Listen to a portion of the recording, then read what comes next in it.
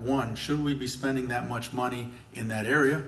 Should we be maybe saving a little bit, putting it in the capital improvement fund and giving a little bit less raise with the sole purpose of being able to continue to give raises? Or do we give it all right now and face a situation that even if we give 0% for the next 9 years, it's arguably that we would still not be able to survive without giving,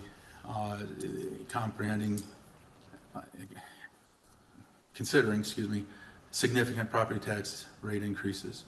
So with that, I will turn it over. I guess we'll start at this end, Craig, if you want to start. So I appreciate the time you put in to come up with all those statistics and data.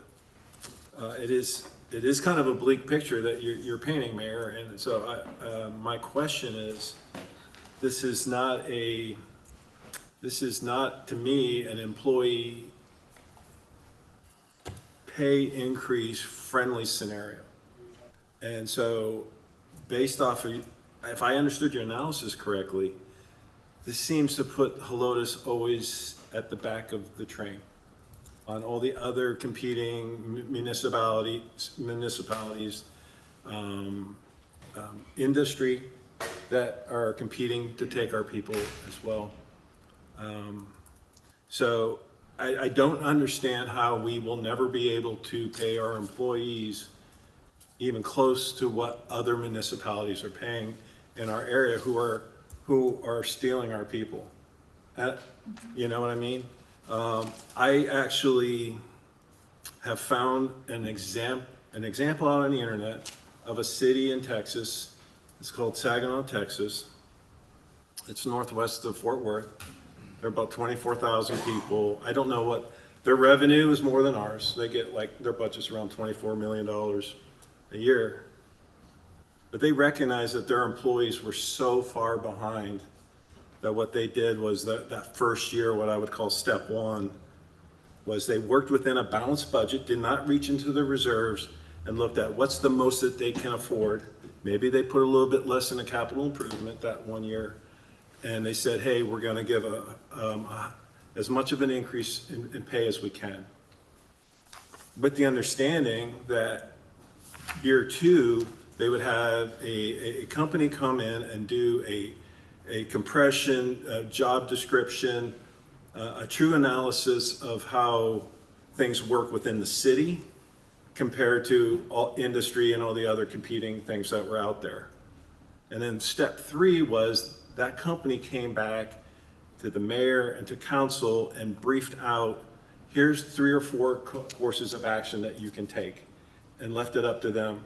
So in that particular case, I believe Saginaw actually, they slightly lowered their tax rate, and I think they had increasing revenue from sales, but they actually, by them slightly lowering their tax rate, they actually created more property tax revenue. I think up to $500,000 plus sales. They were able to pay for course of action number. I think it was their second COLA. I don't know how they plan to sustain that over a period of time, but they truly took detailed steps and to identify there is a problem, and then how do we methodically go about fixing the problem. And one of those things is compression. I don't know, I had to look this up. Compression, if you don't know, is somebody's been working there for 10 weeks and somebody's been working for 10 years for the city, and they're about the same pay category. Do we have that problem? I'm not a professional, I don't know. Is that one of our problems? That's why I really think we need a follow-on after this year's budget to have somebody come in here and look at that, as well as what is the fair market value of our employees. And the way they do it is low, mid, and high, but it's a fair and equitable window. I don't know how our employees are being paid, and I don't know when's the last time we've done a true survey. Most cities, it's 3 to 5 years. They go back and they look at, are we getting it right? Are we paying the people that are providing everybody out here services? Whether it's the first responders, people in development services that are actually doing the permitting, the people that are involved, public works, and the event manager that are doing everything to hold all these events that we have that make Helotes special. That costs money, and there's people behind that are doing that. So I appreciate your numbers, Mayor, but it paints a really bleak picture to me on how we're going to properly take care of the people that serve our community. Thank you for your comments, and I will address them one as we go down through. Here's my planned for discussion. We'll move on to Councilmember Solon's next, but I agree 100%. I believe several council people talked about the need to do a good salary survey, but regardless of what the survey says, we can only pay what we have. You know, you can't squeeze blood out of a turnip, if you will. And when there's only so many dollars to be able to spend, which is what that chart shows, if we don't have an income stream to offset those additional costs, we can want to give 10, 20, whatever percent increase. The question I have is, where are you going to get the money to pay for that? Because if the answer is savings, that goes down to zero. No. The second thing is that a family, by way of example, we are an $11 million city, operating budget, if you will. A similar city in our area is Fair Oaks Ranch, and they have a police department, and they pay their police significantly more than we do. But they don't have a fire department, and they don't have a dispatch center. So they have way fewer employees. And the question then comes, as far as a reasonable discussion, if you are a family with one child, and you make $100,000 a year, you have a certain amount of food, a certain amount of toys, a certain house. And the next family, who also makes $100,000, but they have 5 kids, they're not going to have as nice toys or a nicer house because they took on additional children. They made that decision. And I'm not saying that our employees are children, but in the family of Helotes, we have 2 divisions that a lot of cities don't have with the same budget that we have. And so when we are trying to compare to cities that have the same revenue but way less expenses and trying to keep up with them, it's just not going to happen, number one. Number two, at least in our fire, we're actually within 1%. And our public works, according to the survey, even though I had problems with it, according to that survey, our public works are right on par with average. We are not that far, according to that survey. We do need to do another one. To your point on that, I wholeheartedly agree, because we do need to have a sound assessment of where we are in the job commit. But the point of discussion for today is really, regardless of what that says, and if it says that we need to pay more, that's great. How do we pay for it? Taxation or protection of investment? I just want to make sure you understand my position. I'm in 100% agreement with you, Mayor, that I am not comfortable of reaching into the reserves. I'm all in favor for a balanced budget, 100%. But when we look at, and I get it, we lower tax rates, right, because our debt rate, our debt obligations go down and so on and so forth, and housing prices have gone up. But if you look at, we're very proud of our tax rate, our property tax rate. I think everybody sitting up here is. But these last couple of years, it has dropped significantly. Have we dropped to the point where we're not sustaining our workforce? Have we overcut? It's almost like if I bring home a certain amount of money and I really want to catch up on my retirement, so I'm putting in more money, right? Suddenly I realized I don't have enough money for gas. I don't have enough money for this and that. Oh, maybe I need to pull back a little bit and actually pay for what the real costs or expenses should be. Okay, and that's my point. I want to bring for order, we bring on, and so really the result of what I hear you saying is that, well, even though we have increased savings and decreased property taxes, you feel that maybe we need to bring property taxes up higher in order to pay for additional services and or wages. I think that is an alternative, because what we're talking about, your picture that you painted is, unless we come up with a different revenue stream or an increased revenue stream, our employees are out of luck. They are not going to be competitive with the surrounding community. And that's fair. Let's move on to Councilmember Stones. I went ahead and just have a statement I'd like to read. Okay.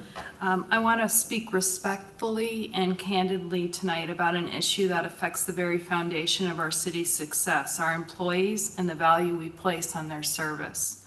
The proposal before us to maintain property tax rates at their current level would result in an additional $134,601 for the city's budget.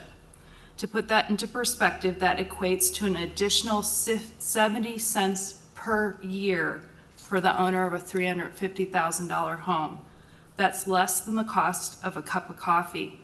In contrast, this modest adjustment allows us to support the people who make our city safe, functional, and thriving. I want to be clear about who those people are. They are the public safety dispatchers who answer 911 calls at all hours, ensuring help arrives quickly when every second counts. They are our police officers who protect our neighborhoods, investigate crime, and build trust in our community through outreach and presence. They are our firefighters who respond to emergencies, natural disasters, and medical calls, putting themselves at risk to safeguard our lives and property. They are the public works crews who fix potholes, maintain streets, manage stormwater, and ensure our infrastructure holds up through all seasons. They are the administrative team who manages the city's administration, court, finance, and HR to ensure our city runs smoothly. They are our development services staff who guide responsible growth, review plans, and help our local economy stay vibrant and our neighborhoods stay livable. They are our special events team who coordinate Helotes market days, the Carnival parade, and gatherings that make this city more than just a place to live, but a true community. They are our animal control officers who protect the welfare of animals and people alike, ensuring public safety and compassion coexist. These are not abstract roles. These are real people doing difficult, essential work, and they deserve to keep up with rising living costs, not fall behind. Reserving city funds in excess while neglecting fair cost of living adjustments sends a dangerous message that the mayor's long-term vision to eliminate the city portion of your property tax bill in like 50 years is more important than valuing our current city services and our workforce. That's not leadership, that is not sustainability, and that is not who we are as a city.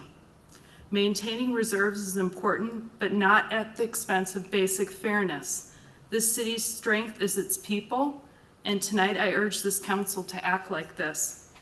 Let's stop hoarding public resources under the perception of a mayor's political ambitions and start investing in the very people who keep the city running.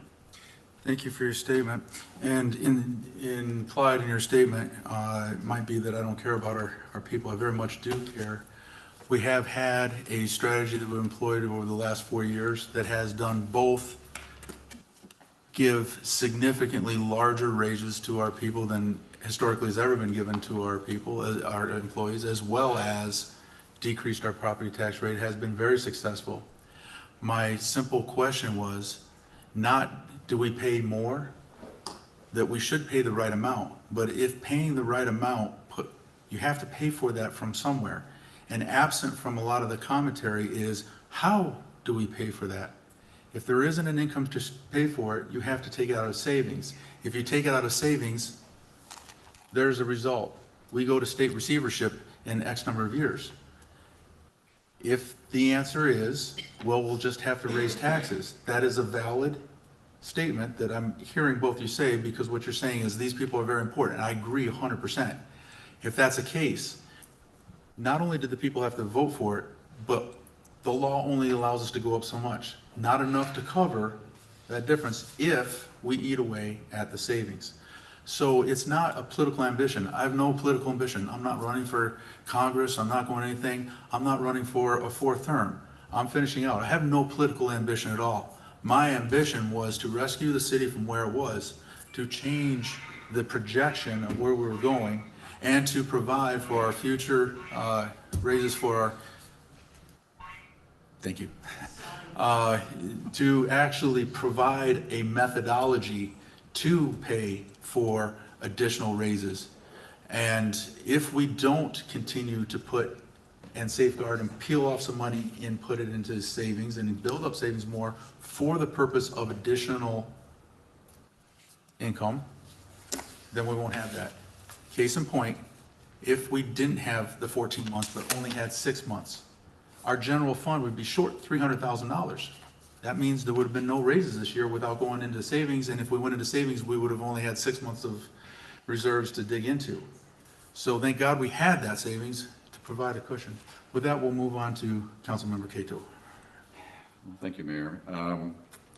As you stated, or certainly implied, that we really need to be wise in how we spend our monies on salaries.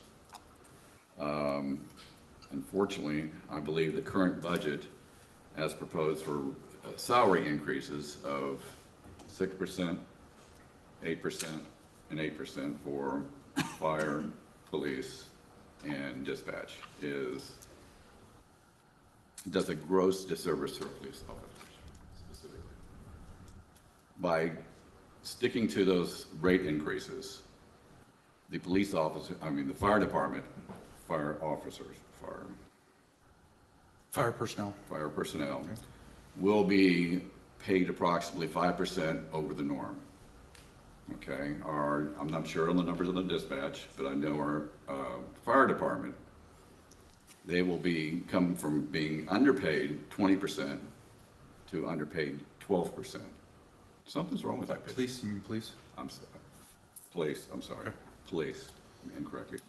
Police are currently underpaid 20% on norm, and by the new proposed increases, they will be underpaid by 12%. That's a great disparity between two departments, two of our most important departments. I don't think that's right. I think we need to do better. I think we need to look at modifying our current budget to bring those two departments more in line with the norm. I don't understand why we're not doing that. That would be my proposal. We modify the current budget to help out those that are grossly underpaid. That's shame on us. I'm not happy with that at all. To make sure I understand you correctly, what you're saying is the money that we have set aside for raises, reallocate some of the percentages so that there is more given to police. Correct. To help offset some disparity, okay. Certainly. So to that, it brings up a very important point. At our first meeting, and I understand there is some overlap in this, and so this eliminates some conversation from the next item, but it is still pertinent to this item. When I gave the mayor's budget, some people may not understand the laws that govern that. The mayor's budget, I am required to only give based upon the expected revenues and expected expenses and distribute anything left over into raises. I don't have the authority to present a budget to dig into savings. I have to present a balanced budget. So to send it back to the mayor to do better, that was the requirement of the position and of the mayor's budget. It was just an initial budget, and the 3% for fire, the 5% for admin and public works, and the 8% for police was based roughly on what the police and the fire chief came to budget workshops and just said, hey, we're 10% short, we're 30% short. It's roughly 3 to 1. Based on what I am allowed to put in, that's where I came up with the 3, 5, and 8. Prior to that salary survey coming out, my thought was kind of 6 across the board. Seeing that disparity said, based from the police and the fire chiefs, gave that reasoning. Not because that's what I originally wanted to do, but that was what we were hearing in our feedback. And that was what caused the most, give a raise to everybody, but really try to add some more to police to help fill in that gap, if you will, because that is where our turnover is. We have occasional turnover in fire, but not like we have in police or dispatch. But I appreciate your commentary. And again, you're speaking to not changing anything, or future revenue streams, but taking a look at distribution in current years. Talking about distribution. Councilmember Gowan. Thank you. One thing I just wanted to add, that our property tax revenue has actually increased every year. If you take a look at our audit, in 2015, our property tax revenue was a little over $2.8 million. And if you look at 2024, it was up to $4.7 million. So it is increased steadily. over the last 10 years. I want to just get some clarification on this salary survey that we keep talking about. It's my understanding from my conversations with the city administrator that the adjustments were not made based on that salary survey. Necessarily, there were other factors, As far as, the percentages for the departments. so the percentages that are currently in the budget, I took into consideration, I actually reached out to department heads to gain an understanding of the vacancies, how long the vacancies, the gaps, and the challenges that were faced. And as far as the differences, I did base it on that data, not just a salary survey. Okay. And then, the other thing I wanted to add, Mayor, you have supported, much higher raises than your predecessor, but from 3 to 5%, unfortunately, that has not kept pace with inflation or the market. We've also had a debate over base salaries, particularly when it comes to the fire department. In the meeting that we held last week, where Chief Moreland was present, I was there, Councilmember Cato was there, and also our city administrator, Mr. Hayes. We were talking about looking at W-2s to determine how much of an increase a position should get. And I don't think that's really the standard, because a W-2 is going to include overtime and other benefits and not a base salary. And I also would like to know how this vision ties into something else that we talked about in that meeting, which was eventually eliminating the municipal property tax. So this paints a very bleak picture. I don't know if our finance director has been through this. He doesn't want any part of this. Well, I mean, he should. And so I think getting his input into this vision, but also with the bleak picture that it's painting, should we also be considering eliminating property taxes? So, great questions, and thank you for the opportunity to answer them. First of all, when we take a look at the fire survey, we're within 1%. And the salary survey that I think we're talking about is not just look at what is on and buying for starting salary. I can change starting salaries and not affect anybody else's, and all of a sudden we'd be the highest paid. You just affect that one position. But in all reality, what is important? You have your base salary, and then you have your cert pays and your other plus. I think what was used in the conversation in that meeting when Councilmember Cato used W-2, that was a nomer, in my opinion, apologies, but a misnomer. What we really need to be taking a look at is what's called a total salary survey. So if one city pays base pay plus holiday overtime plus certification pay plus an education pay, that equals a total pay. And if the total pay of this city equals $80,000, but this other city has a much lower, like for example, we have lower, but we have extra, and that equals 85,000. You compare the base salaries and we're lower, but you compare total salary and we're higher.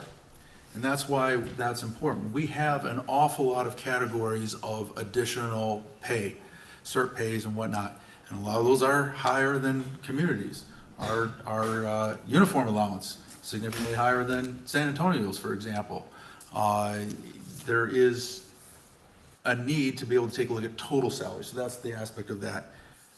For right now, we have a glimpse and we have a correction to our baseline because we didn't report our own baseline correctly or for comparatively. And so we are short on PD. We are about right with fire. We are certainly on par with public works right now as it is. But next year we have to take a look at that, and I agree with that. To answer your other question, it paints a bleak picture. What I was painting this is a pathway that if we don't continue the strategy that I'm currently and have been championing and this council has been supporting over the past 4 years, that has the results of vastly increasing our income, vastly increasing our savings, vastly increasing our investment income, which we use the proceeds of those income to pay for raises. If we continue on that strategy, then we can continue to decrease property taxes and increase pay. I'm presenting the picture that if you are not going to embrace that, then this is a little bit what we stare in the face, and it can balance one way or the other. What we pay people, how much of an increase, that's a decision. Where that money comes from is a matter of math. And you can argue and just say, well, we'll just make more money next year. Well, that's a little bit of a difficult, and I don't want to offend anybody in that process. It just doesn't actually happen. We do have some known things. We have Sherwin-Williams, we have McDonald's coming, and we have the hopeful development, but until construction starts, you just never know if they're going to continue on with it. So you really can only count on the things that you can count on. And so those things certainly will offset. My concern, again, strategy is proving out to work. And I'm not asking for a decision here, just for an understanding and a grappling with that as we go forward. Do we spend because that's what the book says and what some people feel? Or do we realize that we can do something truly different and remarkable? And if those that know the book, Rich Dad, Poor Dad, it's a book that talks about prosperity versus poverty. And in the Poor Dad, the poverty is you work paycheck to paycheck.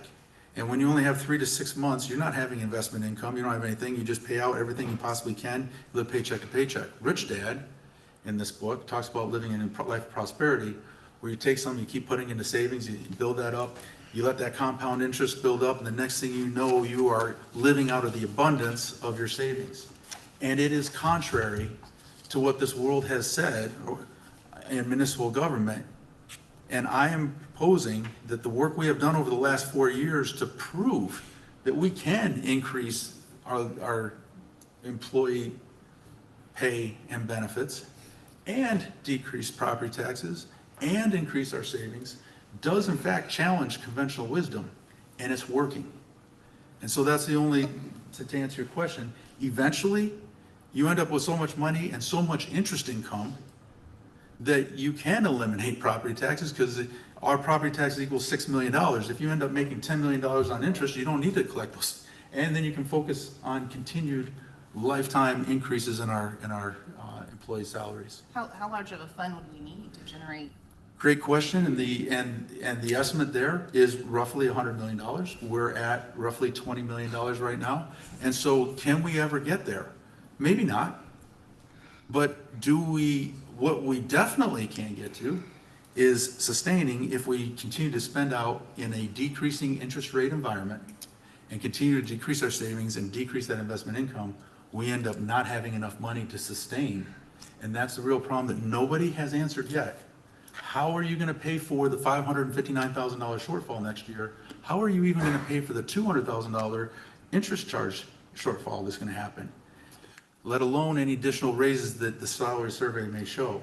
And that is the true question that so far nobody has suggested except for increased taxes. I think before we answer that, I think we need more information. I would like our finance department to work closely with the council on this I mean, it's a lot of numbers, it's a big picture, but I don't see an actual strategy. And I think there's just some more work that needs to be done on it. Fair enough, and I will incorporate with direction of council to work with our Daniel, and we'll continue to work on this. Again, this is really just more a conceptual thought, maybe an eye-opening of what certain pathways lead to and to be aware of, so that we can make good decisions and not just make a decision that seems right and feels good right now, not realizing what the second and third and fourth order of effects of that decision may be. Councilmember Russell. Hearing everything, I mean, I think we really need a comprehensive reserve policy. What's the city's policy? It's basically what, 2 months? It's 3 to 6 months. 3 to 6 currently, months? yeah. So is there a maximum? No, there's no law that incorporates, it's But just. why don't we, the city of Helotes, why do we have to, wait on somebody else to create a law for us to do what we think? Are you suggesting we put a maximum that you can't have any more savings? No, I mean, what is the policy? It's basically 3.5 months, and that's the only policy we have. We have nothing else written that tells us or guides us so we can make wise decisions other than what you presented tonight, which, I mean, I see the numbers, I get the numbers, I understand what you're going after, but why are we accumulating this? And, Councilman Saunders brought up, well, there was a tornado, I know Handy Andy burned down, everything else, and those kind of things.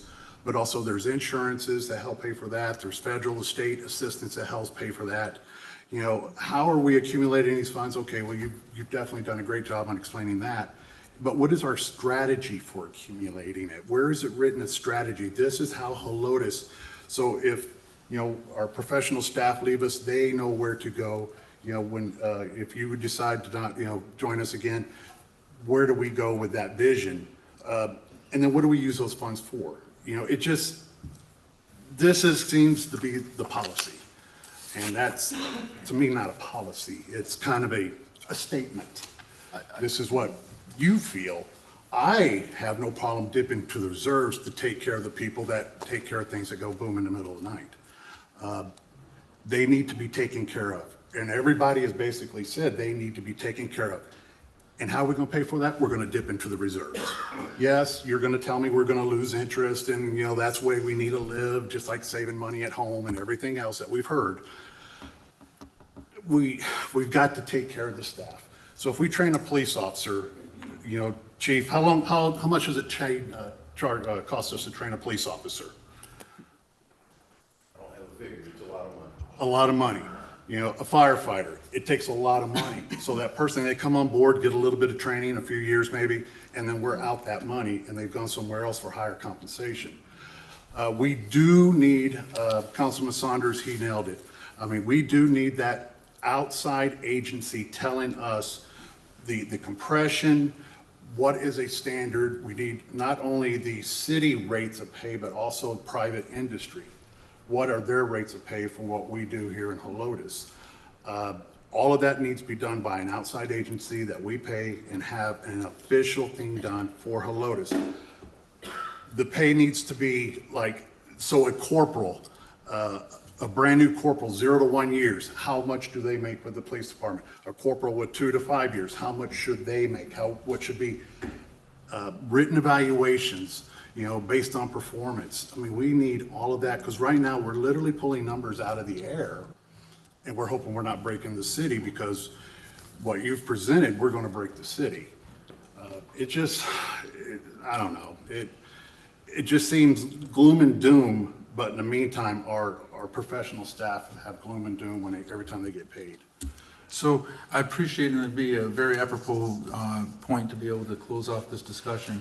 Once again, you pointed out the importance of paying our people and making sure we keep good people. Again, a point that I fully agree with and have a proven track record of addressing that much more aggressively than historically has ever been done in Helotes. I want to continue that. I'm asking, how are you going to continue that when the way we're able to do it this year is because we have $1.1 million worth of interest income this year, where 4 years ago we had $5,000 worth of interest. So we have an extra $1 million per year of forever money because we built up savings. So if we continue to build up that savings to have, instead of $20 million, but we have $40 million, we would have $2 million worth of forever money that is constantly able to provide funding for those additional. However, to your point, if we dip into savings, I ask, does anybody on this council or even in this room have a retirement account? If you take out of your retirement account in order to pay for goods and services along the way, what are you going to have to retire on? One person said, well, yeah, but the city never retires. Exactly right. So we have to provide for a retirement of 200 years. And if our trajectory turns, which it already has, we've gone from 16, 14, 13.9, and the next year we pull out and come short, we take that out of savings. then we're down to 11, 8, 4, 0. And case in point, as I started off on the first chart, where we had 11 months and then we dropped to 2 months, where we ended up 5 years ago, they had worked their way to negative 2.5 million worth of unrestricted funds. It borrowed from the restricted funds to cover the unrestricted funds. I'm not even sure how they were able to do that, but that's another discussion. And so I'm saying is the strategy that we have employed by carefully measuring out and understanding we need to take care of our people, but I need to look past just this year. I'm looking, how do we sustain for 10 years so that they still have a job 10 years from now instead of us having to look at cut down. What I'm painting here is, how are you coming up the shortfall? My shortfall is made up through the strategy that have been employed less. It seems almost like we're saving for 40 years down the road. I will not be here in 40 years. I really want to take care of Helotes now and today also. Yes, we need to take care of the future, but I mean, having what, 200 million, what was it, 100 million, 200? Again, You know, you asked, the question was asked, how much do we need to have to earning interest to not have any property taxes and still be able to give raises? That's the amount. I'm not saying that we'll ever be able to get there. What I'm saying is possible to move in that direction, and that is what would yield the investment income stream to pay additional raises. Otherwise, if we don't have that, please consider over this next year as we are combating, because we're going to close this conversation, because we're not looking for any action at this point, but just to continue the conversation, that we will work with our finance department to validate numbers, continue to extrapolate forecasts, as well as do a salary survey so we can figure out how much is it going to cost to pay what we need to, and the more important question, how do we pay for that? Because if the answer is doubling people's property taxes, there's two things you got to do. One, the law's not going to let you do that. Of course not. And two, you have to get the support of the people to say, no, we don't like the strategy that's been going on and working so well, we want to go the other way and increase taxes. Because there's only a limit to how far that will go, and then you're right back in the same situation. So with that, we'll close this item. Can we not have a motion to have Henry adjust the? That's the next In item. the next item, we can. Next item. In the next item, we Thank can. you. About a motion for a compensation. That's what he was just, I believe what he was just talking about. He was talking about adjusting the pay rates, the compensation. Either rates. way, that would handle in the next item? Yes, sir. Because this is not an action item, this is a discussion item. So we'll close the discussion item. At this point, we're looking for a motion and a second to discuss and, excuse me, item number 9 will be discussion and direction on the first reading of the ordinance of the City Council of the City of Helotes, Texas, making appropriation support for fiscal year 2026 municipal operating budget. So we have the ordinance.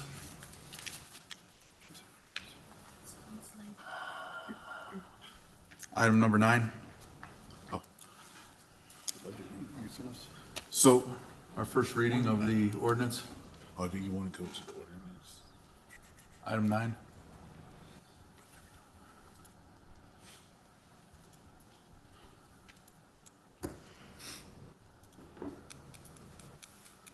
Okay, so here we have the ordinance is basically is drafted up that discusses and presents whereas, wherefore, hitherto, and as such, in all of our fine legal expertise of the municipal budget as was presented and discussed through last city council meeting. If this is just any discussion or direction to change or alter the ordinance, not necessarily the content. There will be an item of discussion to change your motion if redirection of spending or item you want to add.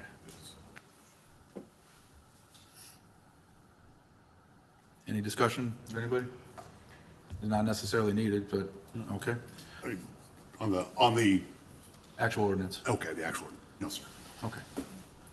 So did Buck make a motion?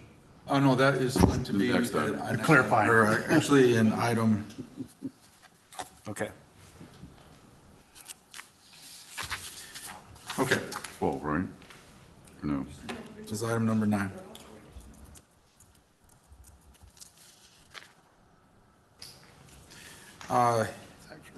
Actually, we can, you don't make a motion in this, but you can make a recommendation, And direction. Yes. Discussion and direction. direction. And I believe if you wanted to make direction on a salary survey? Yes, please. Okay. Yes, I would like to make ask professional staff that if we could look into hiring a company to conduct a data-driven, quantifiable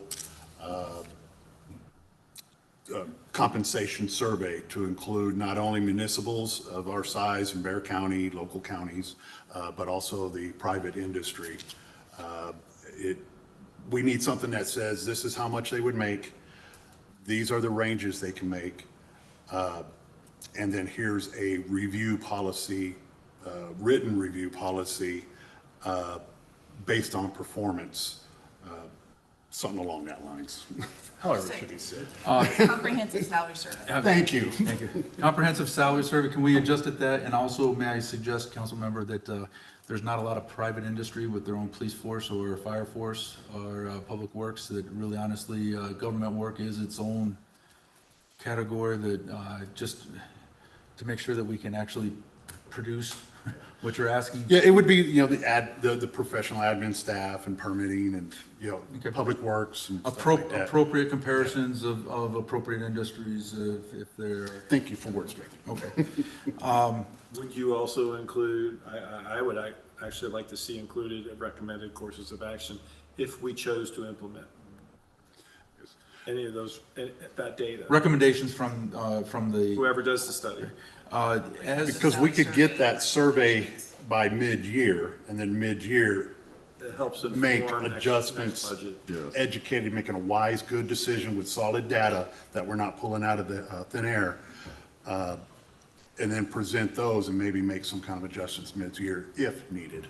is there anybody, because just to lay the groundwork, next city council is it. By law, we gotta have a signed, sealed next meeting. So if we are going to have any discussion or debate about whether to include that, it would be now, or we can, the suggestion would be to put a line item in for it, Yes. an estimated amount, and if the cost is different, or you can adjust it with the capital improvement fund and offset that balance in this budget to bring it back next time.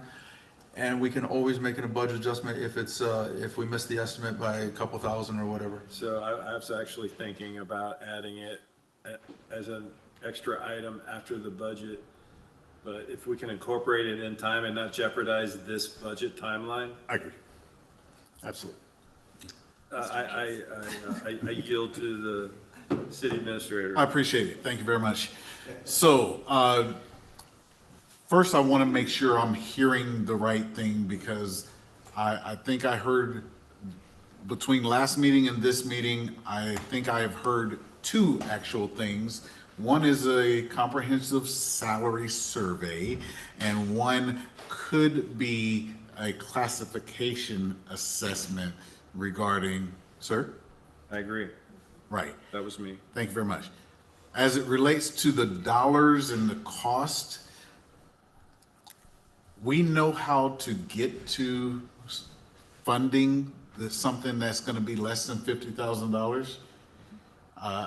If you want us to redo any portion of the budget, sure, we'll do it. But I don't know that you have to state it or cause it to happen in this discussion related to approving a budget. If it is a line item or an expense that costs something that's going to throw our budget off overall, then I'll be happy to come back for a budget. So point, could we, Frank, do you see any problem with this? We can give direction that we're gonna wanna see that the next year. As we put that together with an actual price tag, we can bring it to council for approval, of which we can be in a budget adjustment at that time on one item, of which, that's the purpose of having savings, that we can pull that out of. Will that suffice, sir? Yes, sir. Okay, then in that case, that will be a non-adjustment item that we will consider and put together for council's approval on a future date. Thank you. Did you have any adjustments, sir? Yes, salary adjustments, either somehow increasing the amount for the police department, either through adjustments from the other salaries, or pulling money from reserves. I'm not in favor of the latter one, but something more needs to be done to bring them closer to norm.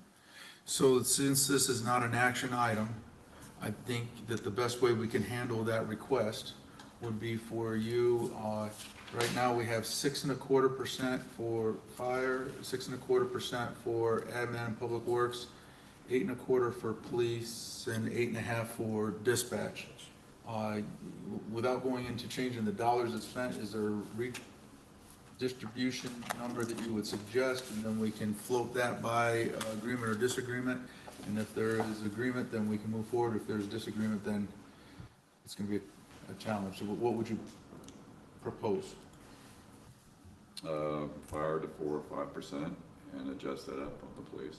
So you're suggesting 4 to 5% for, if I average that, that's 4.5% Certainly. for fire, maintain the other, but police would get the extra 1.75, so we'd take them to 10%. Correct. Okay.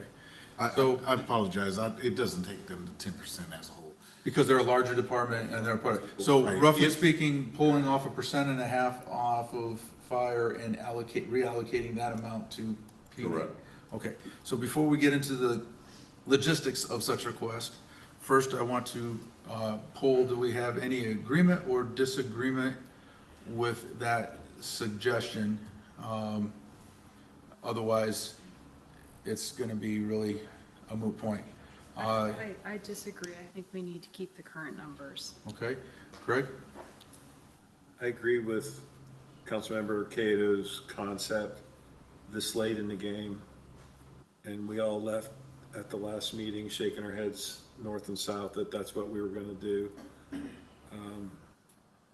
To me, it feels a bit of a betrayal, so I think we stay the course.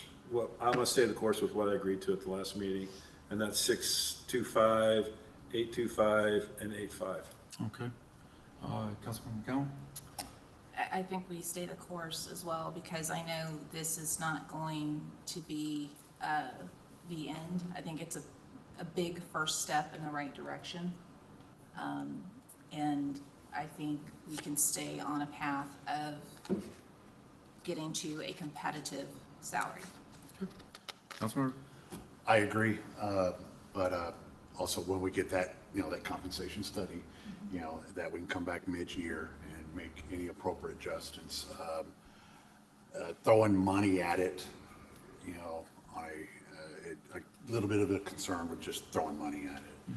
But I'm going to have to go with my statements at the last meeting also. Given that sentiment, I fear making a change to bring for the next one would cause a denial, something I don't want to risk. So we will leave that. Are there any other comments or adjustments to this? I have one more thing to say about salary surveys. The only concern I have is that salary surveys, if they're not done independently by a contractor and there's interference, there can be manipulation, and then there's a certain narrative that comes out of it. And I just don't always place a lot of faith in salary surveys. And I really would like to look at our department heads as resources, because they're in tune with two things. What are the competitors for recruiting and maintaining staff? And what are your competitors' current wage and benefit rates? And so I'm really gonna have to be convinced to support a salary survey. So the way they did it at Saginaw, Texas, part of the process, as I understood it, is I watched the 4 different videos as it started all the way to the end, when they actually implemented a change. Talking to the department heads is part of the data gathering that they do. Talking to the other cities, and cities tend, from what they said, tend to be very generous with their information because they expect us to share our information and what we learned back with them. So they generally get a lot of support from pulling data, and it's integral to talking to all the department heads. That's the way that contractor that they went with, who happened to be a Texas-based company, that's the way they did it. So I would think that should ease your concerns maybe a little bit, but I mean, I agree, it has to be, that's why you would bring them in, right? Third party, independent. So again, this will be an item that will be brought for individual consideration upon which the firm would outlay the methodology. I couldn't agree more with what you just stated. It's one of the reasons I had a problem with the salary survey that was given to us, because we don't know what biases were integrated into it. And also the challenge of talking and trying to get the information solely from department heads is because they are also biased. So it does need to be done by an outside company that is reputable and taking a look at total compensation. Because I know the department head spoke up at the budget workshop. Of course, that's back in June, and I don't remember all their conversations, and unfortunately, those meetings aren't recorded, or we can go back and review and then, digest exactly what they were saying along with new data. So, I know it's not the appropriate time to talk about, make sure those meetings are recorded and stuff like that, so we can go back and review them. But I do agree, it needs to be. So this again will be an item that we'll bring up on the future. Is there any additional items for consideration on this budget on the first reading? For items? Okay, then, If I may, I want to make sure that if there were any questions for me about the slides associated that you've seen in the past, there were 4 adjustments on the slides that were provided to City Council. I can brief by exception or not at all. It's truly up to you. have those listed? The 4 that are listed right there? Yes, so so literally the actual 4 would start, let's go to 38 and beyond. 40. It's probably gonna start around 40, I believe. Yes, so the other governmental funds, traditionally, you all have seen the 5 funds that are listed here. I just wanted to make sure that you had not only the visual, but the awareness that those were in the packet. And, again, those are traditionally those things that were previously shown to you in prior years. And this is ultimately just data that, Your capital projects, including the, obviously, some with the EMS and fire expenditures requested, that we approved, tools and whatnot. say again, please. The capital projects, the expenditure is 681,000, Absolutely. is That is from including the other projects that we had previously discussed on budget workshop. Yes, sir. Yes, okay. There's nothing new and surprise, these are just the adjustments previously. Yeah, there's no new data. This is a new slide. I was just making sure there wasn't 4 additional things. No. Okay. No, sir. Sure something didn't slip by there, right? No, sir. We can walk. Okay. To take your candy if that's the case. That's it. He doesn't have good candy anyways. Right here, this slide is different than the last time that you've seen it. Ultimately, it does have no new data. It's just that it has been truncated into like a highlight kind of a slide, right? So I'd like to take this point. We're taking a look at significant wage increases against any industry that's really amazing wage percentage for 1 year. On top of that, I'd like to point out, make sure that people realize the work that this council has done when we implemented a out-of-the-box theory of how we handle healthcare. We introduced not only doing yes, we used a higher deductible, lower cost front-end insurance, but we utilized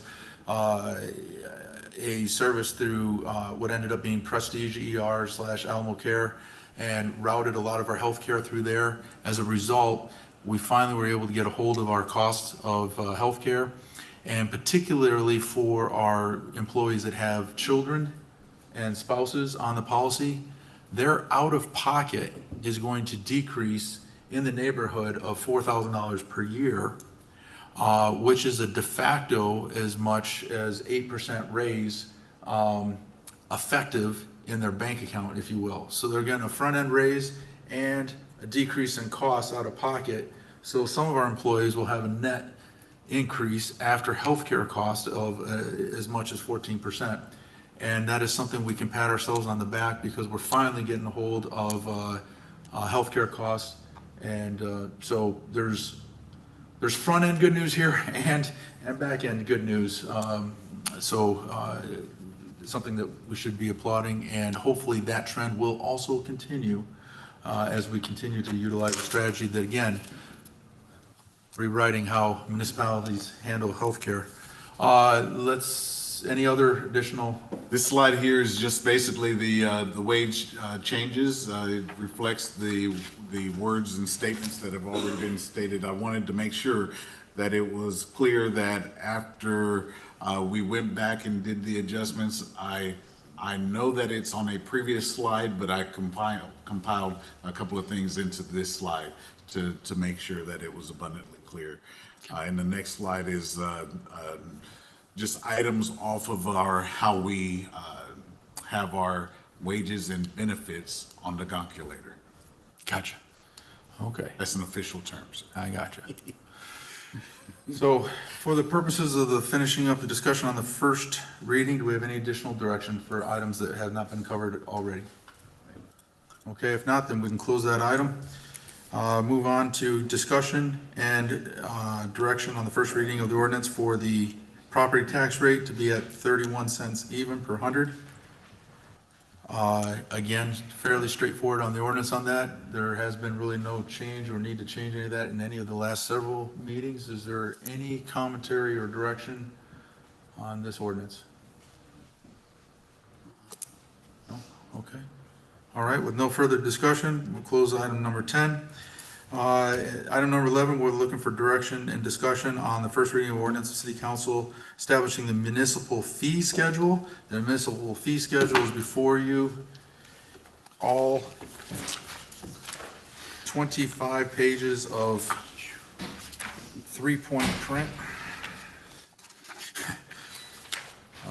I will say in general, over the last 4 years plus, we have done a good job at lowering fees, some of them significantly, eliminating certain categories of fees, getting out of the nickel and dime mentality of pestering our citizens, however, focusing on certain costs that we actually do incur with our professional staffs. I don't believe there are any market major changes to our fees, but if there is, did anybody have any specific questions on any fees that they saw? Okay. Any additional fees? No additional questions? Then we'll close item number 11.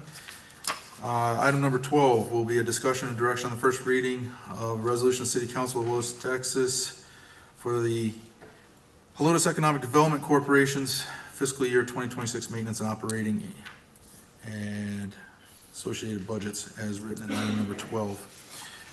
Again, this ordinance will go for establishing. Do you have any direction on changing anything that had been previously discussed or authored? Okay, no thoughts additional? Okay, we'll close that item. Item number 12 closed. At this time, we're going to take a motion and a second for discussion and action on item number 13 as written,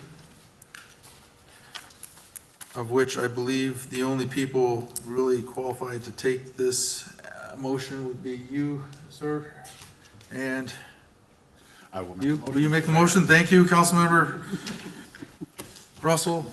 Any chance you'd be willing to second that, sir? Second. Oh, excellent. And I ask that because we have some people in potential conflict of interest in that. In this case, we're looking for appointing members to the Board of Directors. The nominations I'd like to bring forth on place 1 will be Craig Sanders to stand in that place.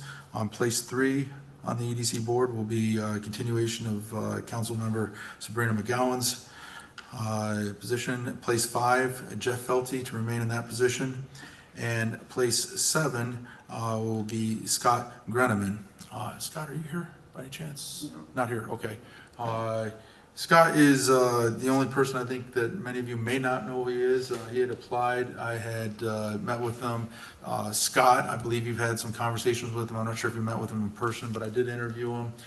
He is president of the Iron Horse Canyon HOA, so he served in a community of that. He is a respected businessman and general manager of one of the largest employers of San Antonio, Bear County.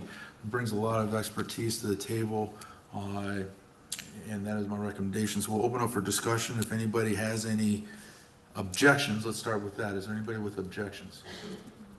No, Mr. Mayor. Okay. Well, with no, is there any discussion required? No, I look forward to Scott Grenneman being on board. I know him personally, and he's going to bring a lot to the board, a lot of integrity and everything else, so he's definitely a huge asset. I agree 100%. I enjoyed my interview with him, and I believe it brings an excellent professionalism. Any other comments? Okay, with no additional comment, all in favor of approving item number 13 as written for place 1, 3, 5, and 7 as written, say aye. Aye. All opposed? Motion carries. Do we abstain? No, No. there's no need to. It's not a paid position, so you can Oh, vote. okay. Aye. All right. Yes. Yes. I apologize for clarity. What was the count? 5-0. Okay, I just want to make sure that I understand it. The hesitation in the gap. No I dissent. didn't no know I could abstain. vote for myself, so. Well, I just want to make sure nobody abstained also or recorded properly. Recorded property. Oh, excellent. That brings us to item number 14. Looking for a motion and a second to discuss and take action on a resolution of the City Council of the City of Helotes to extend the towing and impound services contract with Amatode Enterprises, DBA as Richards Towing for additional 2 years. Do we have a motion? I make a motion. Motion by Councilmember Sanders, second by Second. Councilmember Stones. Okay. You opened it. Any comment?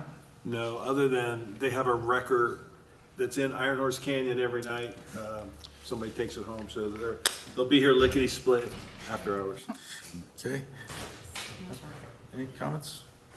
No comments, sir. Okay, no additional comments. All in favor of approving item number 14 is written, say aye. Aye. All opposed? Motion carries. At this point, we are going to adjourn into closed session in accordance with section 551.074 personnel matters to discuss qualifications of candidates for the position of chief of police. No decisions will be made. We'll return momentarily to finish up the meeting. We are adjourning into closed session at 8:48 8:48. PM.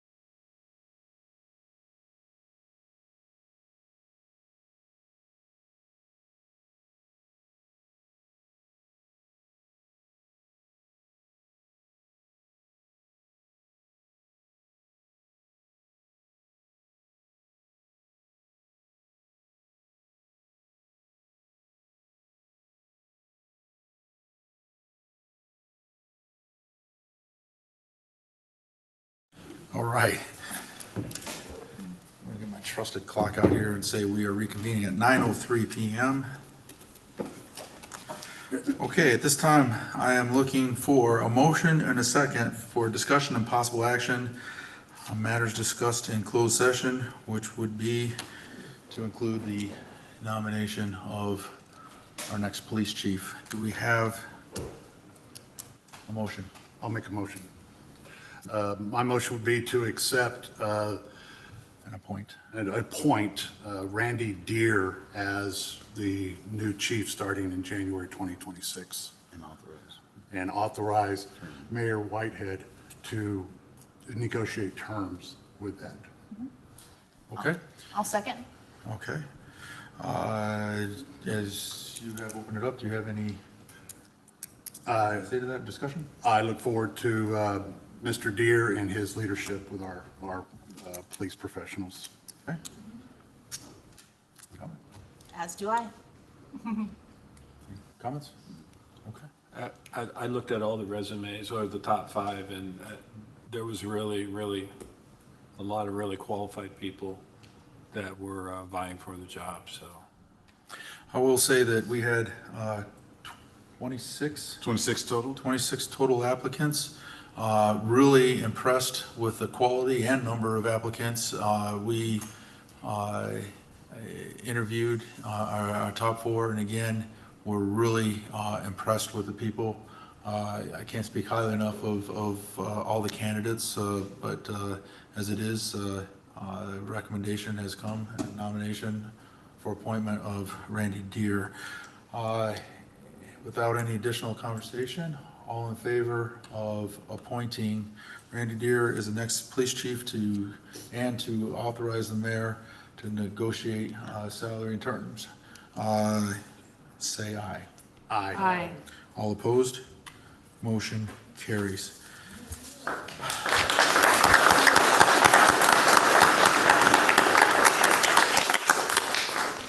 With that said, we are adjourned. The time is 9:06.